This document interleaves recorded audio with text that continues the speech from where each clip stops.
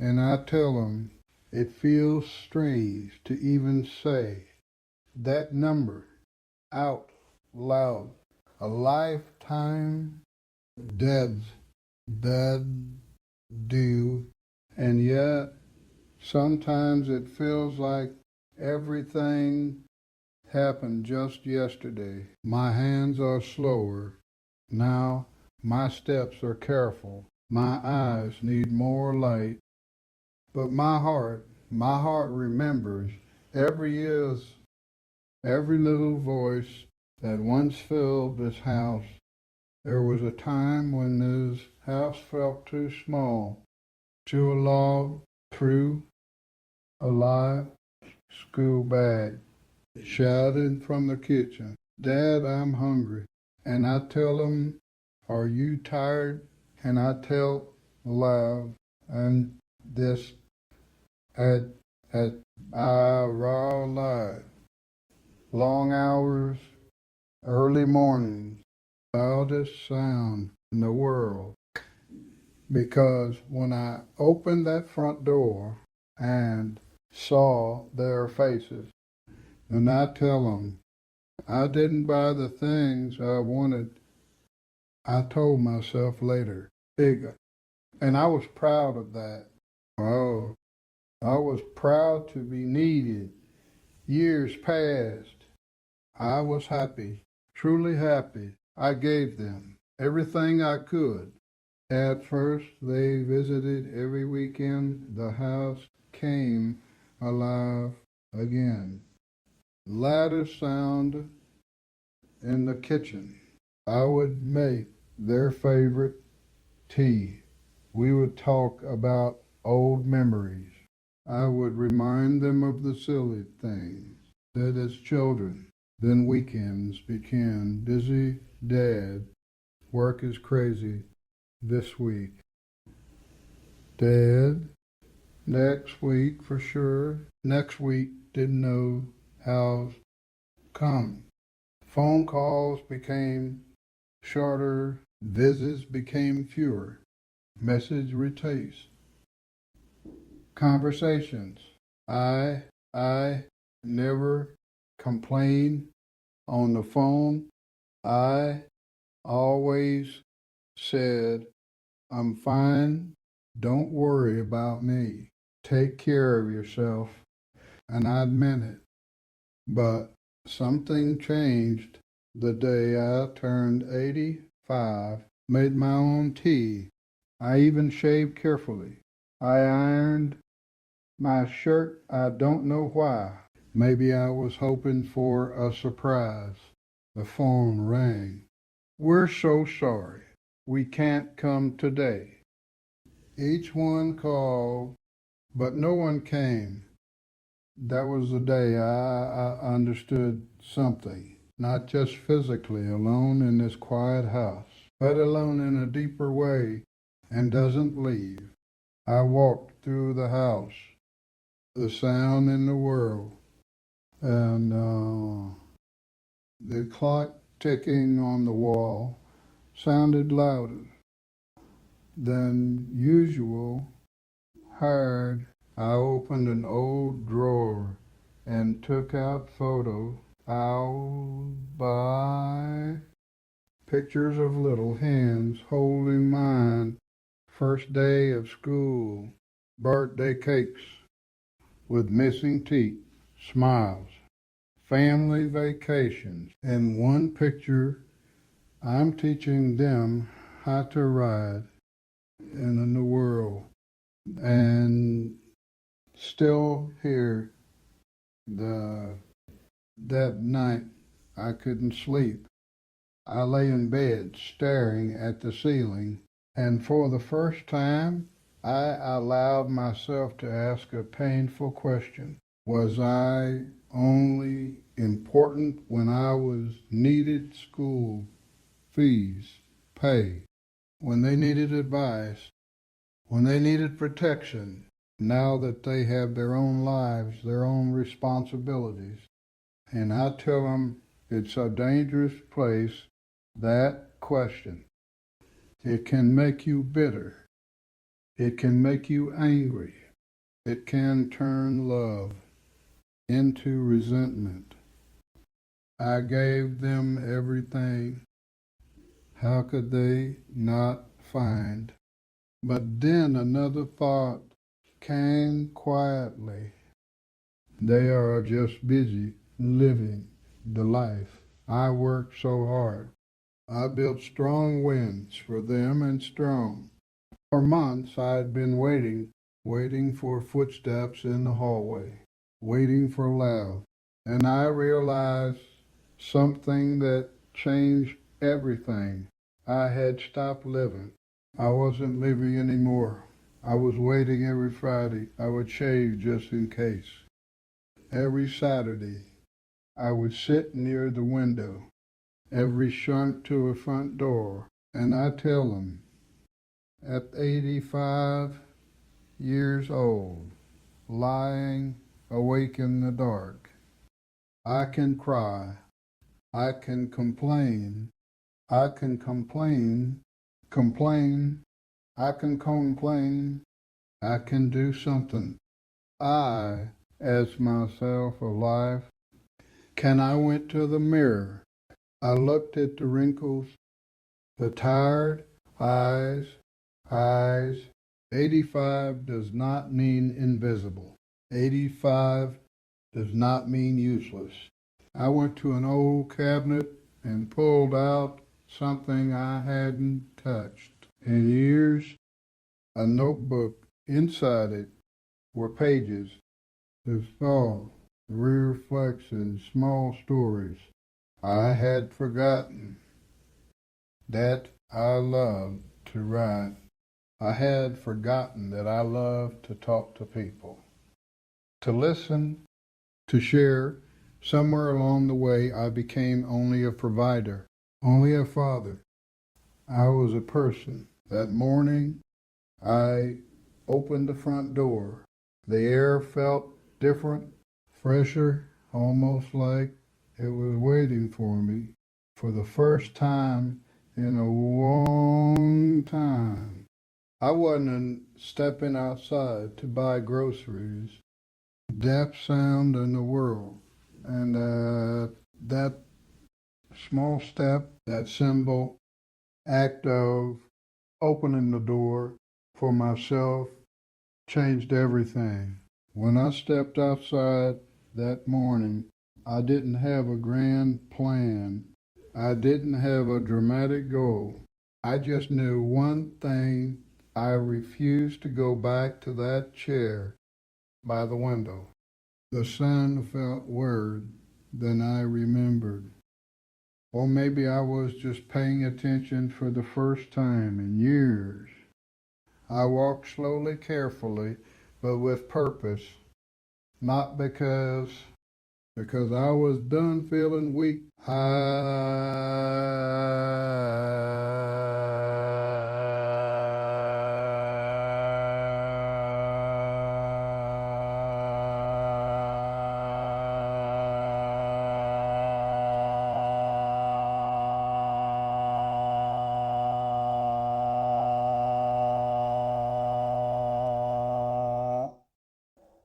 I used to tell myself one day, I'll say one day.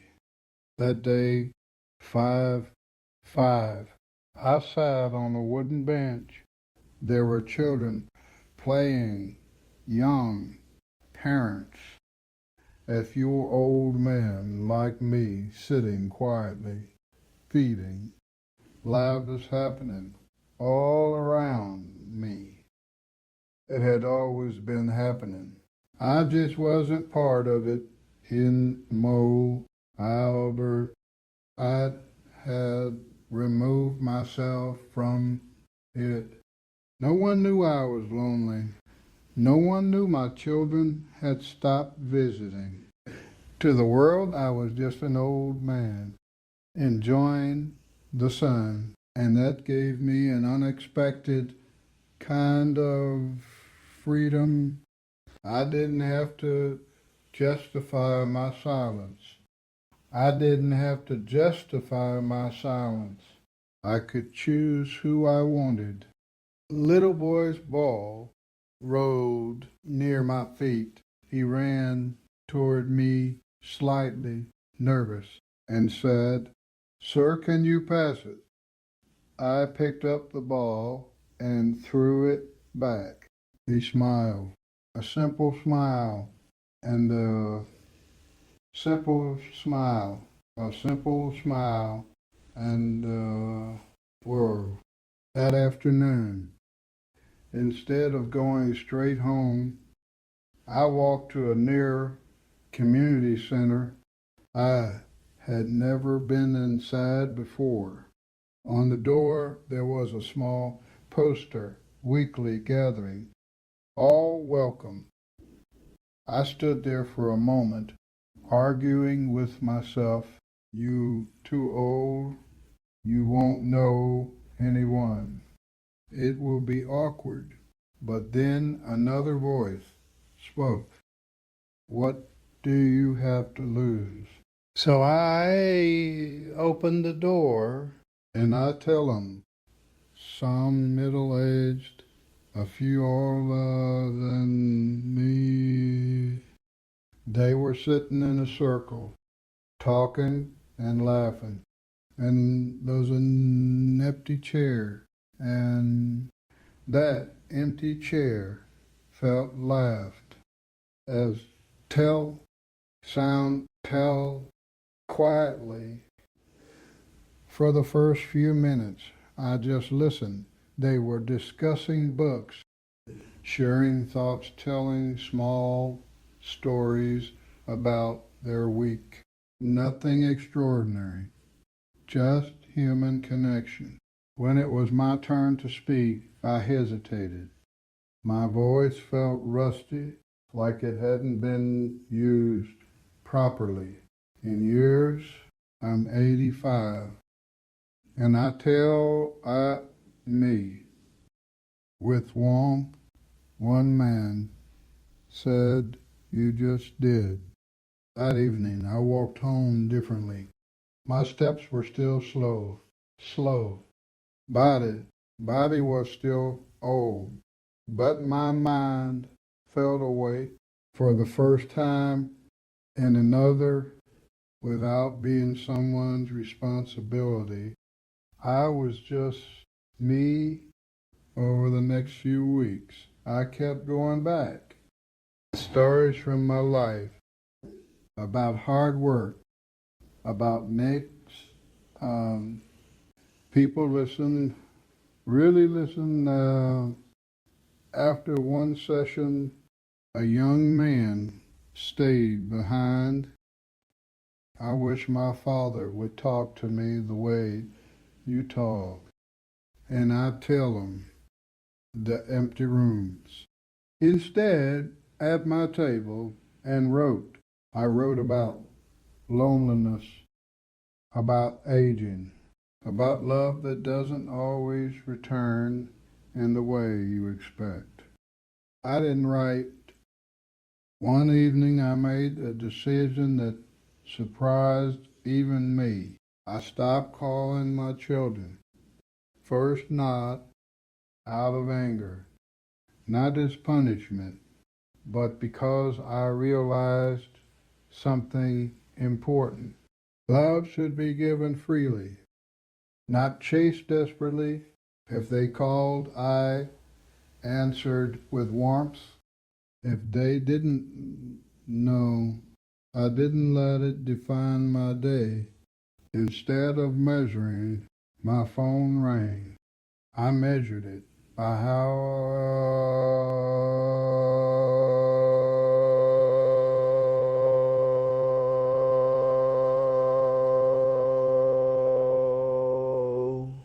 I started. The well, afternoon reading, writing letters. I never sound helping at the community center by setting up. One day the organizer asked if I would lead a session and share my life lessons. I almost refused. Who would want advice from an old man whose own children rarely visit. But then I realized my story wasn't about endurance, it was about learning to stand up again at 85. So I agreed. That night, I stood in front of 20 people. My hands were shaking. My voice was soft. I told them the truth. I spent my whole life being needed. I said, and when I wasn't needed anymore, I forgot who I am. Not under loudest sound, deep sound. I continued, we teach our children to be independent. We, FL, abandoned by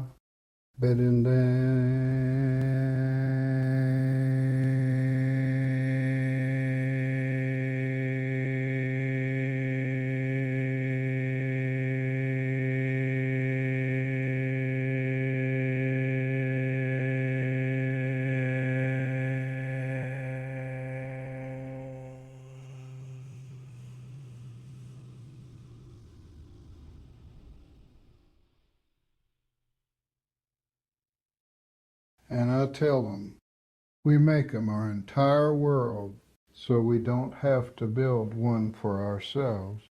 That by that, for years, I had no hobbies, no goals, no social circle. My identity was only one thing, loudest sound in the world. Well, after that session, people came to thank me. Some older men told me they felt the same way. Some younger ones and said they would call their parents. That night, I went home and sat in my quiet living room. The same walls, the sound in the world. A few days later, one of my children called unexpected. Dad, you sound different. They said, I am different doing.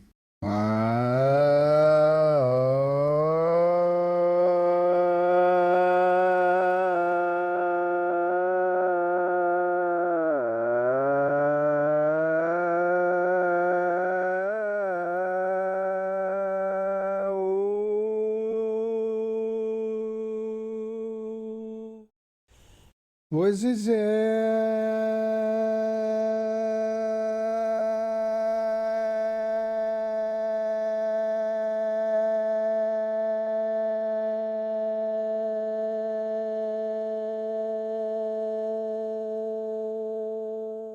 I told them about the community center, about the talks, about the writing. There was a short silence on the other end of the phone. Then they said, that's really good, Dad. But I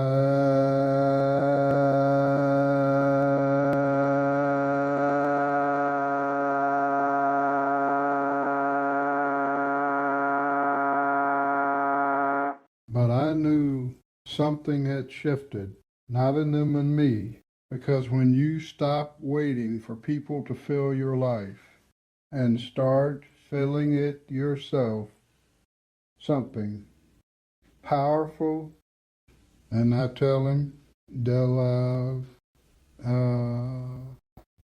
the, and I took a few months after I started going to the community center. Something unexpected happened one evening. After I finished sharing a story about my early working days, a young woman came up to me. She said, you should record these. Record what? Your stories. She said, the way you tell them, the pauses, the honesty. People need to hear This no one had said something like that to me. For years I felt like my words had an expiration date, like advice from an old man. But that night I went home thinking about what she said. I looked around my quiet living room, the same chair, the same table, the same silence, and then I did something that scared me. I placed it on the table, the table. I pressed it on the table. At first, I just stared at the screen. I felt foolish, 85 years old, talking to a device with a ride. I said, and my children, stop visiting. Honest, that is the truth. Honest, I talked about waiting by the window, about shaving on Fridays in case someone came, about how silence can feel now, slowly with space between thoughts, with breath between sentences. When I finished, I watched it back. I saw the wrinkles, the tired eyes, the small tremble in my hands. Strength, not the strength of survival. The next day, I asked the young women from the community center to help me post the video online. I didn't even fully understand how it worked. She created an account for me, uploaded, and I didn't expect anything. I truly didn't.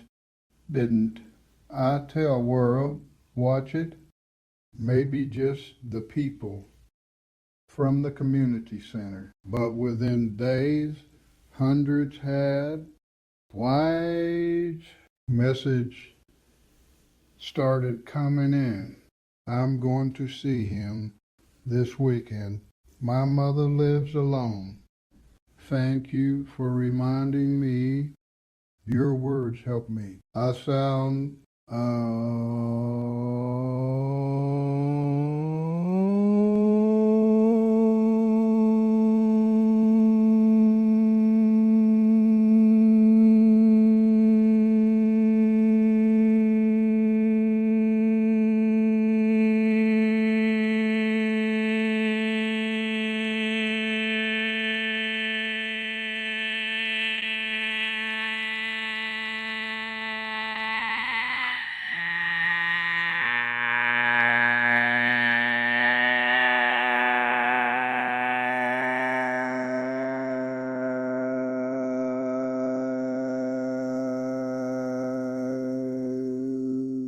all those years, I thought my value ended. At 85, speaking to people I had never met. Not every day, not even perfectly. Sometimes I forgot what I wanted to say. Sometimes I had to stop because my voice cracked. I talked about pride. I talked about the mistake parents make when they turn their children into their children.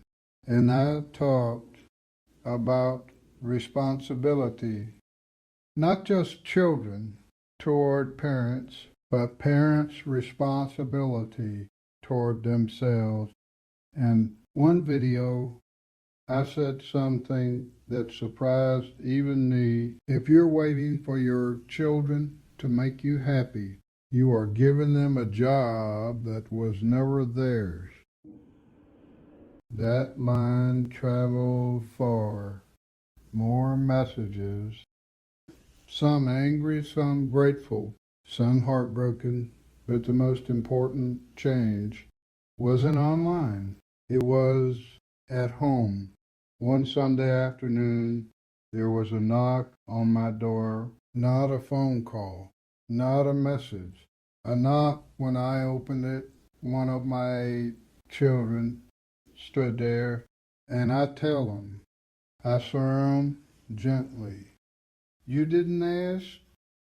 There was no anger in my voice, and that surprised both of us. They stepped inside, looked around. You seem different. I am, I said. We sat down, not as a tired father waiting for attention, not as a guilt child trying to fix something, just two adults talking. They admitted something that day. We thought you were fine. You always said you were fine. I did, 'cause I didn't want to seem needy. I didn't want to interrupt their busy lives. I didn't want to add pressure. But in protecting them from guilt, I had hidden my truth for the first time in years. Not about money, not about fame. They said, when we saw your video, it hurt, but it also made us proud. Out. I never wanted to shame them. That was never my goal. My goal was to survive my own loneliness without drowning in it. After that visit, something shifted. They did Dender. 70s, they still have their own world. They still have their own world. But when they visit now, I don't cling to the moment out of fear, fully calmly. And when they leave, I don't collapse into silence. My recordings, my walks as Raz, my community. And strangely, when you stop holding on too tightly today, the clock still ticks loudly. The evenings are still long, but I wake up with purpose.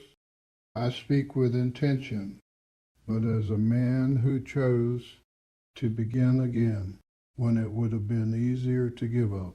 My children did stop loving, and I finally did the same. If you are listening, whether you are 25, 45, or 85, remember this.